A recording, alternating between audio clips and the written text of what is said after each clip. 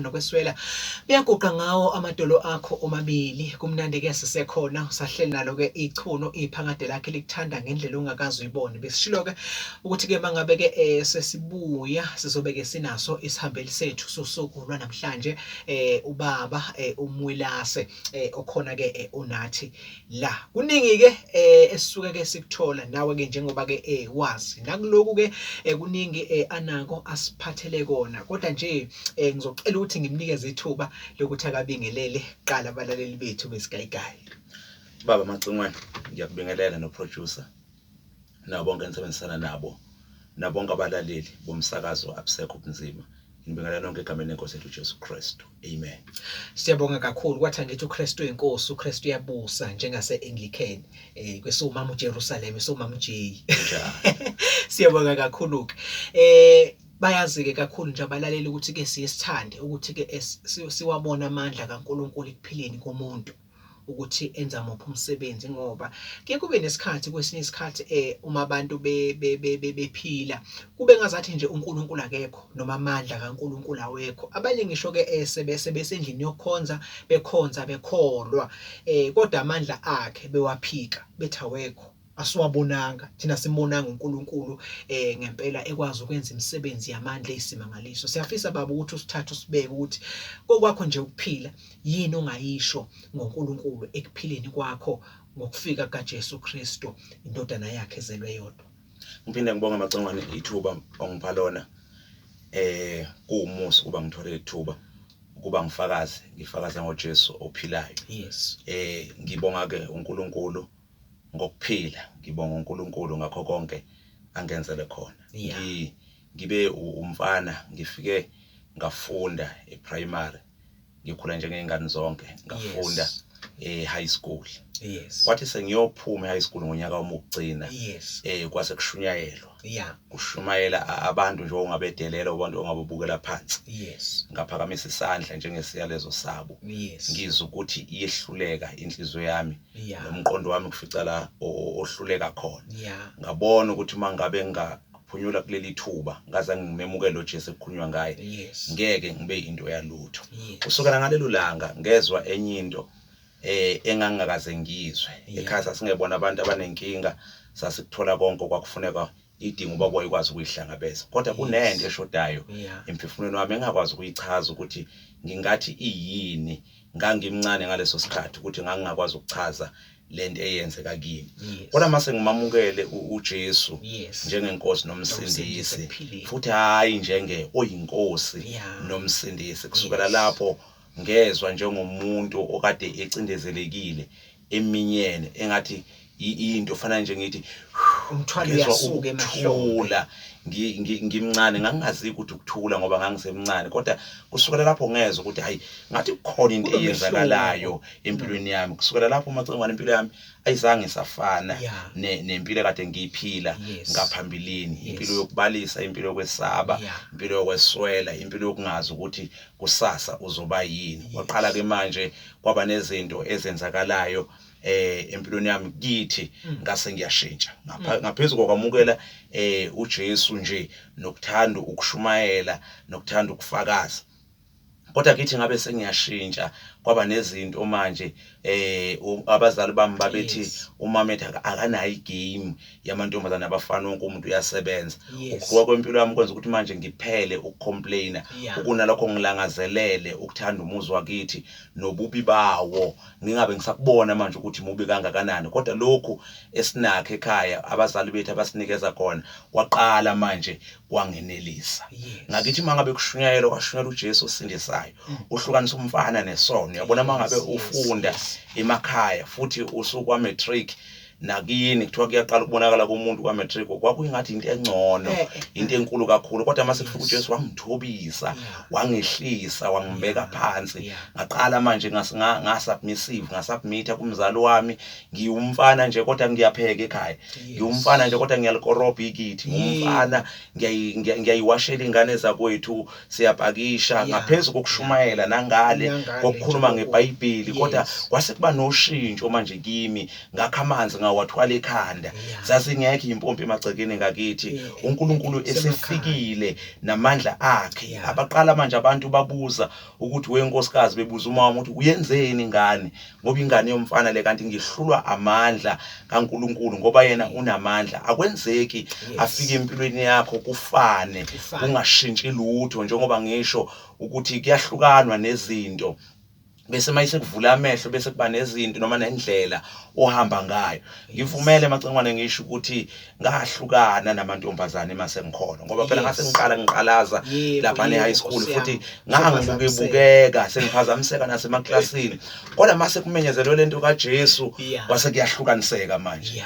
angabe ngisaba uhlupho nasesikoleni angabe ngisaba uhlupho nasendaweni kwathi noma kulahleka amantombazane ngakithi awangabe sacingwa akangabe sabikho umuntu oqalaza kithi ngoba kwase kwaziwa ukuthi kuleyamuza umfana wakhona useyakholwa izinto engibonga ngazo uNkulunkulu lezo ukuthi noma ivangeli seliphucuka kulezi insuku kodwa ngine background enhle ukuthi ngamemukela uNkulunkulu wokuhlukanisa ngabona manje ukuthi ayibenganga mangenza ukuthi angingabazi umzali wami ngabe une stress makuba ngabe usaphila ngabe uyagula eguliswa impilo yomntwana wakhe ongazange aphenduka ukuba angizange ngilamukele igama kaJesu noma ngangingasonda ngisonte nabasindisiwe noma ngisonte namasonta egama lesingisi kodwa uma ngangingasizakalanga ngabe ngiyinkinga namanje yes kunjalo macingwane no inamandla ngendlela engakazi uyibone siyabonga nje kakhulu siyabona ukuthi ke uNkulunkulu ukuphathele kahle ukuphila kwakho yini mhlambe ke enye ungayibalula yokuthi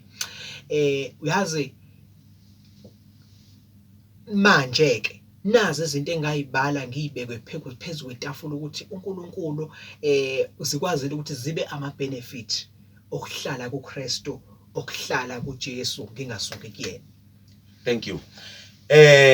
Okokuqala uJesu afika kunikeze khona uma nje menyezelwa kuwe ufika kutshela ukuthi wena ubani. Yes. Yena ungubani. Njenge Trinity nje yonke yasezulwini uNkulunkulu Baba uNkulunkulu Indodana noMoya Ingcwele bese bekunikeza manje indawo yakho njengoba ngisho ngithi okokuqala kwaphela ukuba uhlupho uma besikhuluma ngezinto esengiyibonile uNkulunkulu ezenza engingayibeka phi kwetafula ezinye zibonakala ngamehlo ezinye azibonakali kodwa bakhona ofakazi bazo ukuthi lo mntwana ngempela siyamazi ephenduka. Into yokuqala ngakwazi ukufocus ezifundweni zami ngahlonipha othisha babephambi kwami njengoba ngithi ngase ngenza umatric mawukwenza umatric usuregistile kusanganeka ikhanda ubona ngathi usungcono phakathi kwabanye abafundi naphakathi kwabakini kwasendaweni nje mawusonza 10 ngathi impela usuyinto engcono so ke ezinye zezinto engayibeka etafuleni lezo ukuthi uJesu zenzile ekuphileni kwami akwangagcina lapho macingwane masemukela uJesu emakhaya akithi akusiyo yonke imindeni ekholwayo ngathi ngisemukela uJesu ngi-excited nginjalo ngizokukhululwa ngizwa izinto eziningi zenzeka enye izinto engiyibalayo ukuthi unodadewethu wayenesifo sokuwa usisi wami wayewa kwakwaziwa ukuthi uzowa ngesikhathi esikuthi mase kushisa kakhulu nje uyawa kodwa ngaya kuJesu ngifika ngingenawo namandla ngingazi nokuthi ukuthandaza okukhulu kuyini nokudumisa kuyisima ngakuyini kodwa ngamcela uNkulunkulu ngathi uNkulunkulu ngiyakucela kunodadewethu ivangela laziwa la ekhaya ngicela ukuthi manje angabisawa ngangeza ukuthemeleza kwakudinga ngisho direct ukuthi udadewethu angabisawa umuzi wakithi wawubethelwa makungena ihlobo kwazi ukuthi emva kwesikhathi esithize isonto lakithi liyabethela kodwa ngathi manginikela kuJesu wathi umama asizukubethela la ekhaya ngoba sesinomuntu okhulwayo asikholwa ukuthi kungenzeka izinto ezithize sekukhona umuntu oyibiza ngomzalwane kwasho ukuthi leyo nto iyamnyakazisa iyamprovoke uNkulunkulu ezulwini ukuthi amele lento yakhe eyethenjwayo izethenjwe nabantu abangamazi ngenxa yomfana omncane oyamukela ekhaya akaze kubethelwe mawusuka ngo2001 kuze kube manje ngithi iminyaka u21 ikhaya lakithi alikaze liphinde libethelwe ngoba sekufike uJesu kwaba nezimo ezenza ukuthi kithi ngidelwe kuthiwa angisiza ukufunda ke sengizofundiswa uJesu kwakukubi kimi ngaleso sikhathi kodwa kwaveza amandla kaNkulunkulu uma kuthiwa angisiza ukufundiswa angisiza ukuya ecollege noma euniversity imali yonke ikhona kithi ngase ngempela ngiyahlala ngase ngithi Jesu ngicela ungifundise sebethe uwena ozongifundisa ngempela ngaba negap year 2002 no 2003 ngo 2004 ngavela ngaqokwa umama wayengishumayezile wathi wena ngikuse college khona into engiyibonayo kuwe ngiyabona ukuthi uyakude nempilo yakho ngempela ngangena ecollege ngafunda u2004 2005 2006 ngaphuma ngahamba ngawo practice kwathi ngo2006 ngiphuma nje esikoleni ngingakambathi nejazi ngabona ama post ngakithi ngafaka nami njengabantu bonke yabona mawufaka njengabantu bonke ayi ngezwe ngilokhuza ngibizwa ukubizwa nje kwi-interview kuyinto enkulu uJesu eseqala manje enza izinto ezibonakalayo izinto ezimangalisayo nakubantu abangamazi abafuna ukumbona kimi ngabizwa ngangena ku-interview ngasebenza ngaqashwa ngaleyo ndlela kusukela lapho impilo yami mina ngangithi mangibala amacengwana ukuthi ngingasebenza ngangibala intwanyana nje ezincane engiyibona zingifanele njengokusebenza ezitolo akukho wrong ukusebenza ezitolo futhi kuyinto enhle ngoba ibhodo liyayizi kodwa ngangithi mangirate ngithi mina ngifanelwe yintwanyana nje ezincanyana ngibale ngiyibuke ngithi futhi mina phela ngikwazi ukuba into enkulu ngoba ngalahlwa na uma wami ongizala ngeqiniso ongizala ngesibeletho sakhe so vele izinto ezinhla zingifanele ngaba nebhadi kusukela ngizalwa umama mayixabana nobaba wa decide umama ukungishiya ekhaya ngina 6 months yaqala ke inkinga lapho ngikhula vele ngine-anger nginezinto engizaziyo ukuthi umama ngiyamdinga ngelinye ilanga ngoba kuthiwa uyaphila ngifuna ukumtshela indaba zakhe kodwa uNkulunkulu wathi mayifika ngaleso sikhathi angizange ngisakwazi ukwenza lokho ngafunda umthandazo omkhulu waqala manje umthandazo wakhuluma baba wethu osezulwini lapha encwadini kaMathewu ngithi chapter 6 othi usithethele izono zethu njengoba nathi sibathethelela abasonayo okunye kwezinto engayibeka phe kwetafula ukuthi uNkulunkulu uyakhulisa wenza umqondo wami wacabanga ukuthi noma ngabe kukhona lento eyenzeka kodwa mina mangabe sengifuna ukubuza izinto eziningi kusho ukuthi angikwazi ukuthethelela kusho ukuthi mina ngingena indaba zabantu abadala kusukela lapho impilo yami yaba mnandi yaflowa kahle into engakumangalisaka ukuthi umama engihlale naye engikhulisa njengoba ngithi akusiyena uma wami uma owayishade nobaba ekugcineni ngamthanda uma wami ngiyamthanda kuze kube manje noma sengimdala senginomndeni but angikhohlwa ukuthi nginomzali engimshile ezweni lakithi so ke ngamenzela yonke into macengwane mina ngiyamazi uJesu ekufikeni kwakhe kumuntu mangiqala ngithola umsebenzi ngangingasenaso stress sokuthi uma ngithola umsebenzi mangihola ngomhla ka30 ngisaqala ukusebenza usasahola ngomhla ka30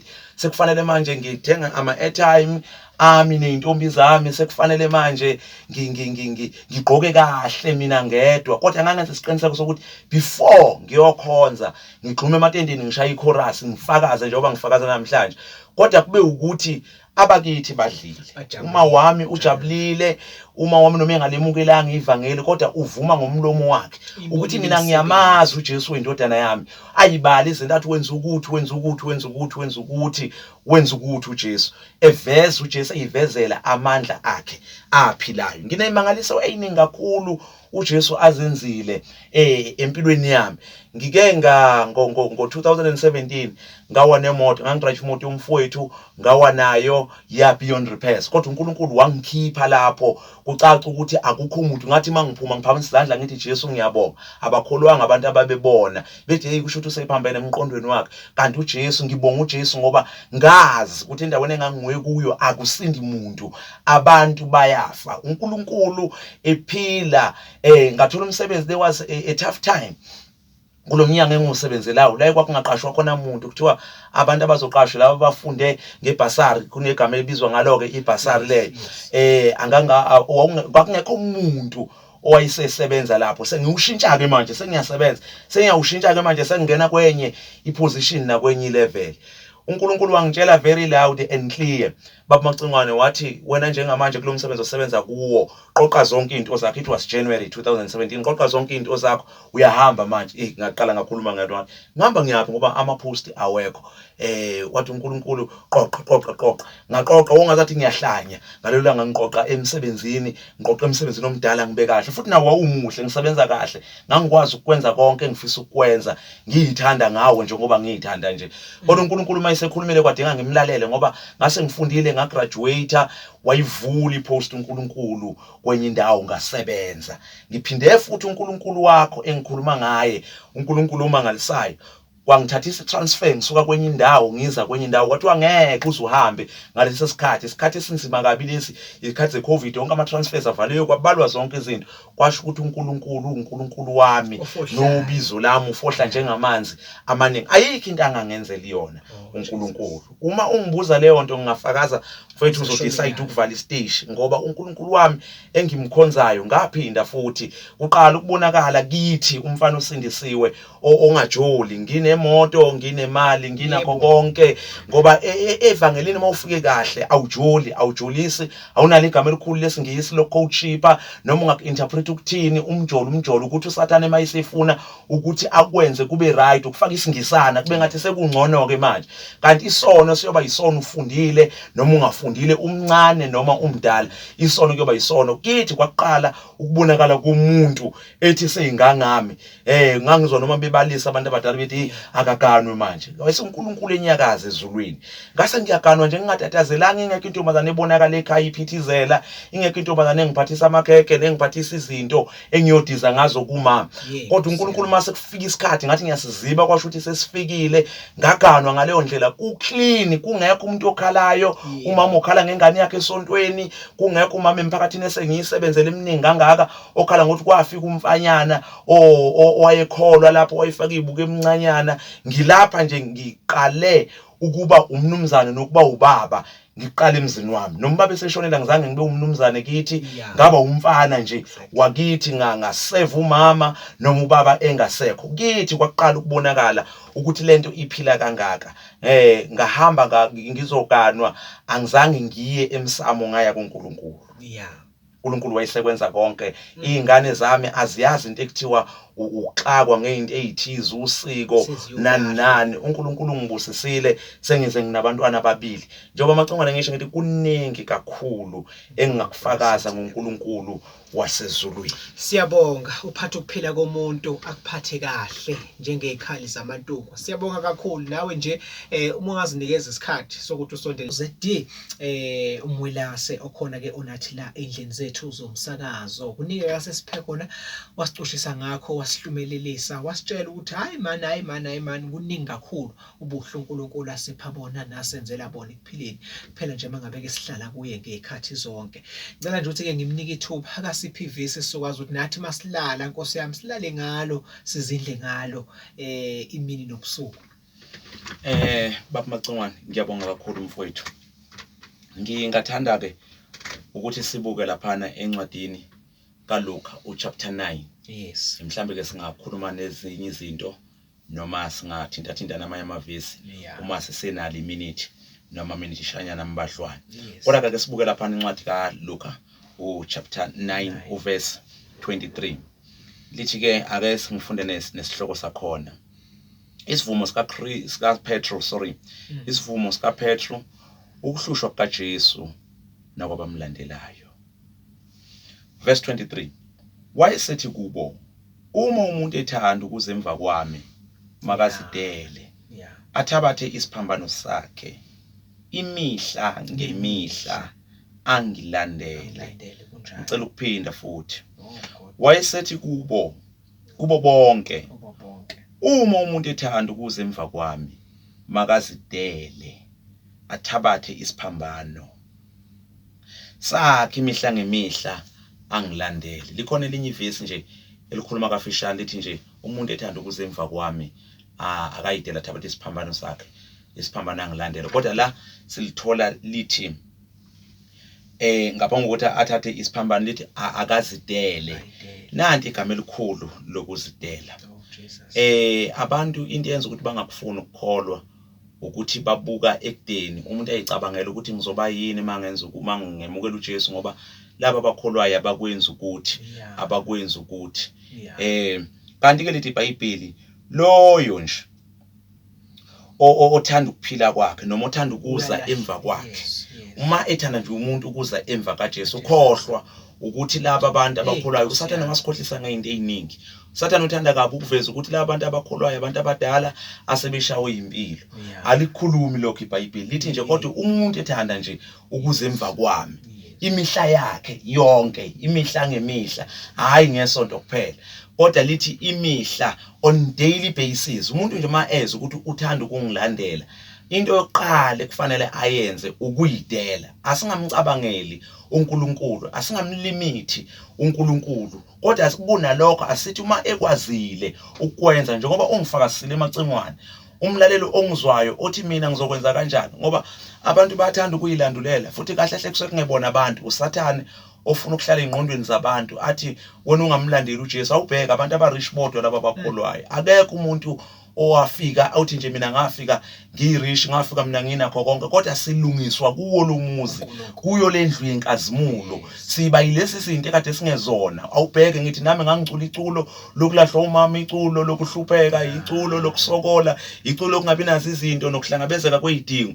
kodwa ke lokhu ngazinikela kuJesu ngase ngivele ngiyidela imihla nemihla ke manje. Yathi uhlabelelayo bonke abanethembele njalo bayihlambulula impela balahla izono nemithwalo. So ke ngase ke ngiyayidela.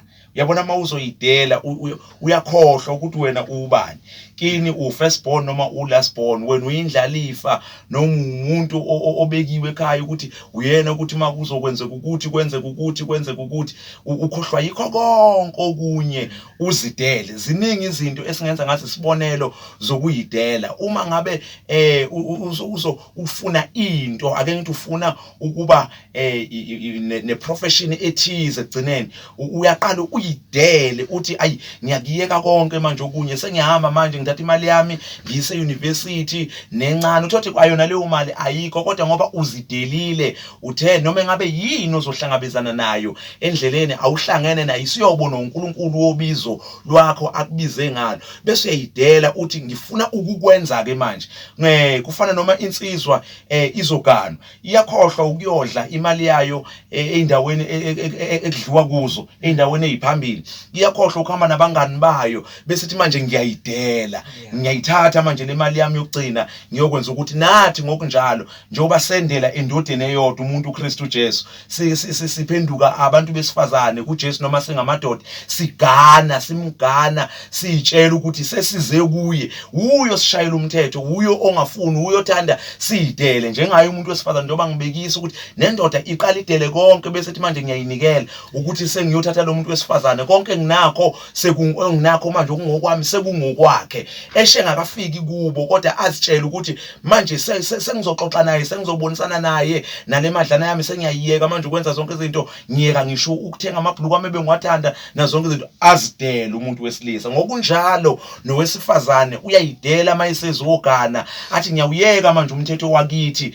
kwaMwelase sengiyogana emachunwini manje sengiyokwenza umthetho, ngidela konke, ngidela lokho ukuthi mina ngifunde kangaka sengiyobonisana manje nomyeni wami umchunu. Safika kanjalo kuJesu ngokuyidela imihla nemihla sikaqedi ukuyidela ngoba ubiza sibize ngalo alukapheli, noma sesemukelisile izinto ebesizibala ezibonakalayo ezinhle nezithandekayo, abanye beyihalela bekude befuna ama products kaJesu kodwa uproducer onguJesu bengamfuni. Kodwa ke asiphelele lapho, siya ezulwini. Umbono wami ukuyezulwini ukuthi ngifike kuye ngimbone, ngibuka amanxeba akhe angiduduze kuzona zonke izinto ezingishayile nezinto zonke engidile ngazo nakuzo ngalahlekelwa izinto nami ebengiyithanda. Nami ngiyakuveza ebusuku ukuthi ngiwumzalwane, kodwa kwahlulwa ingqondo yami kuqala njengoba lithi iBhayibheli encwadini yabaseRoma chapter 12 lithi siguqule isimo sengqondo yenu senziwe sibe sisho ukuze nizokwazi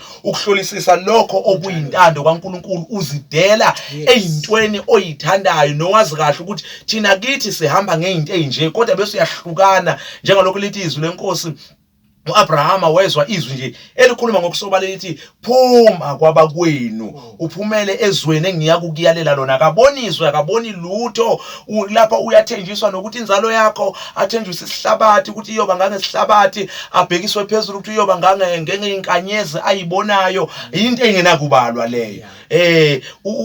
uya entweni angayazi kodwa ukukholwa kwakhe okumbizela khona kwenza ukuthi azidele engalwazi uhamba ukuthi lizoba ngakanani. Yilento esiyenza ekukholweni ukuthi sizidela singazi ukuthi kusiphatheleni, kuthi noma sesihlangabezana nezinto bese kodwa vele uNkulunkulu awuzange usho ukuthi indlela izoba lula. Into efuna ke uNkulunkulu babamacingwane nabalaleli ukuthi uma nje umuntu ezemva kaJesu ayidele nasemabandleni asindisiwe asemise ivangeli ngendlela afisa wona ukuthi lime ngayo, njengalokho neBhayibheli lisho ukuthi ngensuku zokugcina abantu bawufisa ukuthi bokushunyayelwa ngendlela ekufisa ngayo izindlebe zayo, lizothi ngangokubhatshwa kweindlebe zabo, ngoba manje awusakwazi ukushumayela ivangeli elihlukanisa umuntu nesono. Nami ngangithanda kule minyaka engiyibalayo njengoba ngasindiswa nje ngina 18 ngashada sengina 36, kusho ngakhe ngadonsa omunye 18 years, kodwa impilo yami yasemshadweni yenza ukuthi ngingabi nayo inkinga yokuthi kulo 18 years ngahamba ngaqhuzuleka kwakuthi noma nginquzuleka ngithi kodwa ngeke ngikwenze okuphambene nezwi likaNkulunkulu, ngoba inhloso kaSathane uza ngezinto ezintathu. Kade ngihlezi ngicizele lento ukuthi uza ngokweba, eze ngokubulala, eze ngokubhubhisa. Ngeke uthola uSathane ezokuza ngokuphakamisa kusukela ku0 akwenza ube yihero, kodwa angakuthatha kuhero akwenza u0. Kukhulunywa umlando ukuthi ubani wayekholwa, niyamazi usibani bani, ihlunga abantu abangakholwa sebekhuluma ethi niyamazi usibani bani ukuthi wayevutha kangakanani, wayekholwa kangakanani, wayewazi kangakanani amandla kaNkulunkulu, kodwa all became history. Akusekhona lokho, usakushintsha konke ngenxa yemnako. Yini wala washintsha endleleni wanqaba manje ukuyidela? Kanti lithi iBhayibheli uma siza emva kwakhe nje sikufuna ukuze emva kwakhe uJesu wobizo lethu umuntu akayidele bese ethabatha isiphambano amlandela. Asisithathe isiphambano sihlale phansi, kodwa sisithatha bese siyamlandela. Uma ke simlandela kwenzeka noma yini endleleni, sibuye sifelwe abathandiweyo bethu, sibuye silahlwe abantu abasithandayo, sibuye sishiwe abangani bethu, ngoba umuntu osafuna ukuthi abizwe ngomngani la emhlabeni uyisitha sale Nkosi, ngoba ngisho uJesu simlandelayo uqobo akazange athandwe. And okubi ukuthi uJesu akazange abethelwe abantu ababelukhuni, azange abethelwe abantu ababengamazi, akazange abethelwe abantu ababebasho, kodwa kwaba yibo labo basemasinagogeni, abantu basemasontweni. So ke bazalwane, nanti izwi ebusuku lithi umuntu nje mayifuna ukuza emva kaJesu makazidele. Indaba inokuphila, sibizelwe ekuphileni, masisemhlabeni sibe nakho kucicime abundantly, ku-overflowe ukuphila kwethu, ukuthi sekugcwele kuphinde kugcwaliswe futhi kuze kuqapakele phansi, ngoba siyaphila. Bese siba nokuphila okuphakade esikubizelwe, esikulindile, noma izulu elisilinde ngakho. Ngeke ngasho ngelinye ilanga ngifakaza ukuthi uma ngabe uSathane sesiluthe emhlabeni esephuputhekisa ingqondo zethu, uJesu ebuke ezulwini athi ukuba lo muntu uyazi ukuthi sekuseduze kangakanani ukuba lihwithwe noma lilandwe ibandla likaJesu noma likaNkulunkulu, bese lo muntu ephambanisa inyawo, kanti bese kuseduza, kanti ezulwini kubhekwa isiphetho. Akunendaba nesiqalo nakho konke okade indlela okade uyihamba endleleni yakho yonke. Ngithanda ke maselithi izwi leNkosi kwenye incwadi elithi ukuphila okuphakade kuyilokhu kuba abantu bazi wena uNkulunkulu wedwa oqinisileyo. Yabona, simazi yena yedwa njengobuthathu, engubuthathu basezulwini, yena yedwa, hayi uNkulunkulu nezinye izinto esezafakwa abantu abakholwayo, abantu ababekwe uNkulunkulu ebabize ngoba bethemba, kodwa ladayilutheka ivangeli. Lithi iBhayibheli ke incwadi kaJohn chapter 17 uverse 3 lo engimcaphuna uthi ukuphila okuphakade yilokhu kuba abantu bazi wena uNkulunkulu wedwa oqinisileyo nomthumile uJesu Kristu. Kusho ukuthi umuntu ekufanele simazi kuleli ivangeli uNkulunkulu yena yedwa, nalo Jesu amthumile. Yini sizokwazi uJesu? Yini uNkulunkulu angayibali yena yedwa? Ukuthi uNkulunkulu uyazi ukuthi ulibekile isango ekufanele singene ngalo. wonke umuntu ongangenanga ngesango lithi izwi lenkosi uyafohla. Yekho abanye abantu bese bethi mina ngiyakholwa ngikhonza uNkulunkulu, ngikholwa uNkulunkulu, mina ngingena indaba kaJesu. Ungene kanjani? Ngoba iBhayibheli lithi ongangenanga ngesango ufohlile. Ofohlile akamukelekile ngisho kwakho. Umuntu mayengangenanga ngesango uthuka esekokotha endlini esegalakadela, uMkhulukudu lo umuntu azange angene ngesango elipheleleyo. Kodwa umlayezo omkhulu ukuthi asideleni. Selishintshile ivangeli, seyishintshiwe izinto eziningi. Uma usamile ngendlela izwi lisho ngalo, kuba ngathi wena uyisiphukphukwana, uyabonakala nje ukuthi hey lona ngathi usalanda ekudeni, ngathi usakhuluma into endala, into yo 1960 bani. Leyo nto yo 1960 bani. Njengoba ngisho ngithi ukuba ngake ngaliphambanisa ivangeli ebusheni bami, ngabe angikwazi ukufakaza, ngabe angikwazi ukushumayela, ngoba abanye abantu engangifunda nabo la ekolishi emadadeni ngiqala ukubona into ekuthiwa i-tertiary, ngabe ngafika ngasangana, kodwa ukuthi impilo yami yayisingaphakathi esangweni eliwumuntu uKristu Jesu, isingaphakathi yangena yaphuma yafumana idlelo, yayisiqoqekile. Angaze ngirobhe ngisho abazali ukuthi kufuneka imali ethize ngoba bengakaze beze tertiary. uNkulunkulu wangithwala. Ziningi kakhulu izinto engingazisho ngoNkulunkulu, kodwa ke lithi izwi lenkosi